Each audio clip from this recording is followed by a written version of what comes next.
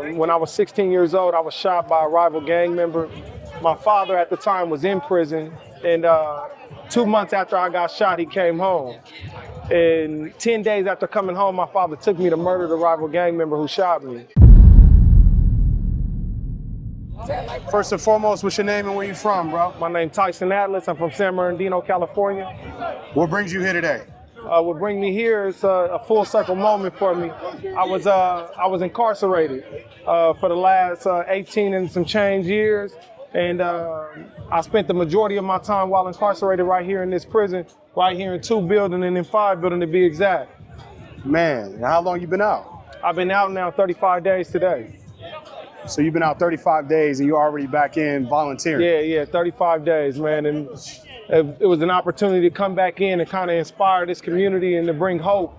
And I know what that's like. I know what it's like to be in here hopeless, but to have people come back in and to show you that this is possible, that it's possible to lead this space. Right, no, absolutely, man. That is beautiful. It's beautiful to have you here. So how'd you hear about this program? So I was, as soon as I got out, just like everyone was telling me to contact the CRM, contact Erica Lake. So I reached out, she ended up emailing me back, and she told me that she was bringing in some athletes in between the lines. And since I've been out, I've been on Instagram, and I just see y'all all over the place. So I'm all like, okay, I had never ran into you inside prison, but I seen you, and I'm like, okay, this is some dope stuff right here. And that's how I first got really up on Between the Lines. And so it's amazing to be here now being interviewed by you. Man, no, it's amazing to interview, bro. It's such an honor, for real, for you to join us here today. If you don't mind discussing, and feel free to tell me next question, but what were you down for originally? I was arrested for murder. When I was 16 years old, I was shot by a rival gang member. My father at the time was in prison, and 2 months after I got shot, he came home. And 10 days after coming home, my father took me to murder the rival gang member who shot me. I went to prison with both my parents, my mother and father. My mother was arrested on unrelated charges, but related charges to the case, but not charged with murder with us. And so I found myself at 16 years old fighting a life sentence with both my parents. Ultimately, I was sentenced to life without the possibility of parole in 2008. And after getting sentenced to life without the possibility of parole, I just came to prison, and I decided to make changes in my life. I made changes in my life, and I grew up. Really, this was my place where God really matured me and helped me become a man.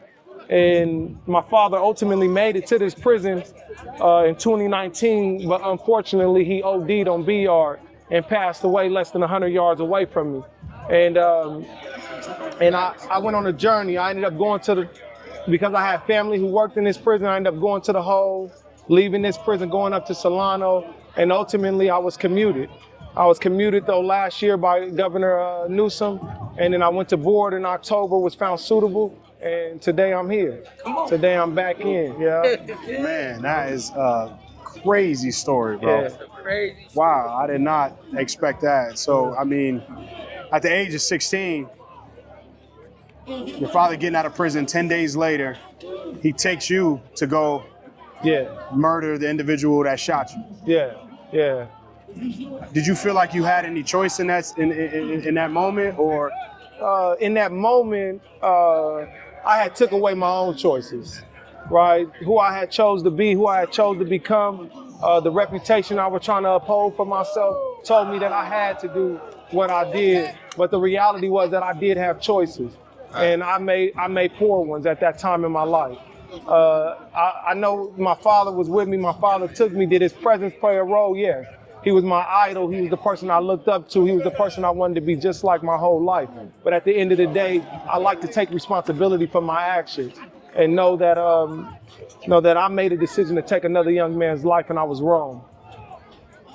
Now, do you have any message to that individual specifically? Yeah, his family? Yeah, I do. I'm sorry.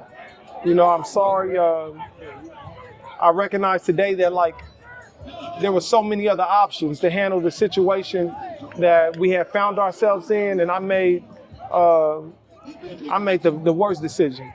And I destroyed a family. I took a son, and I contributed to a lifetime of violence that's plaguing my community, and I was wrong.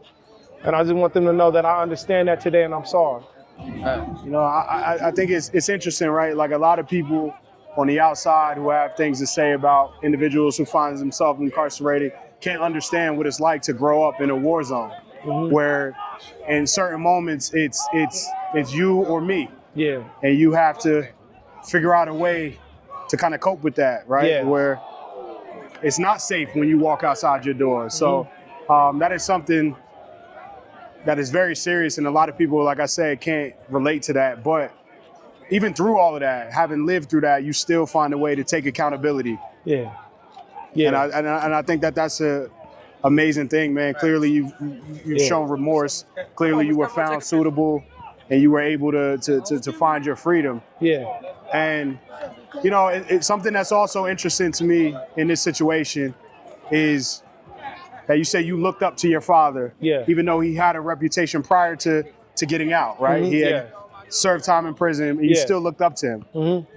So it shows the importance of rehabilitating individuals while they're inside so that they can teach those that look up to them. Most definitely, right? Most definitely. And that's why I commend you so much coming back here, brother. Like being somebody who has served this time, you could run far away from this place and never come back.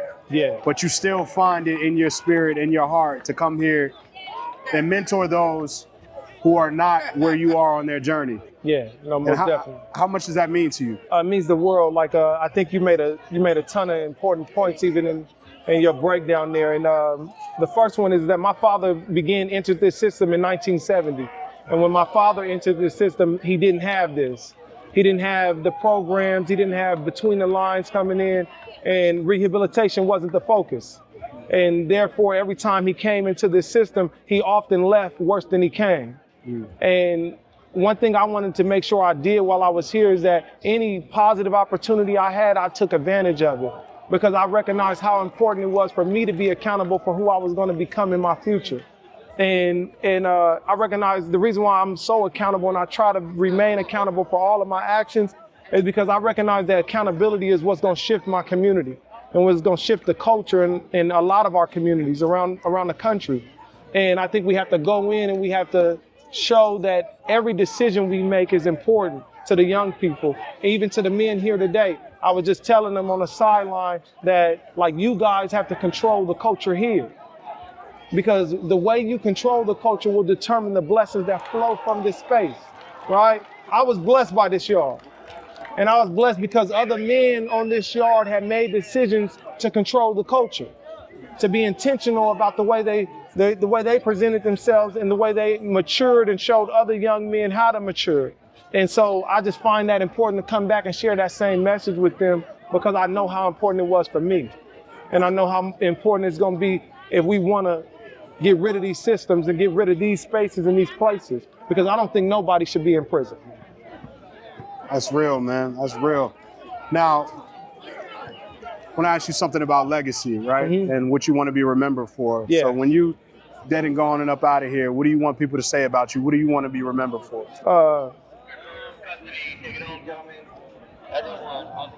I think about this often, but I really want to be remembered as being a good person, a man of God, a man who may have made some bad decisions early in his life, but he carried out the story of redemption to its fullest.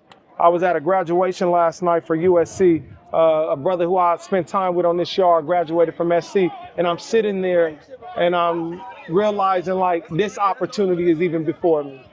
And I want to be remembered as a person who took advantage of every opportunity that he had, but most importantly, that in the taking advantage of opportunities, that I impacted my community and the world in which I live, that I left a bright spot and a smile and a sense of joy and happiness and life in the life of others. And so that's what I want to be remembered for. Absolutely, and you will, man, for real. Thank you. And you will. So inspired by your story, bro, for real, and I appreciate you sharing, man. I appreciate you being so vulnerable in this moment. No problem. I appreciate this opportunity. Anything else you want to say? Just thank you, man. Just thank you. And I thank God right now for this space, this opportunity. I thank my family and everyone who supported me along my journey. I recognize how important it is. So if anybody sees this Anybody watch this, if you got a loved one who is incarcerated, please support them, because your support can be the difference. Thank you. Have you on a thank you, God. Yeah, thanks. Appreciate All you, right. man.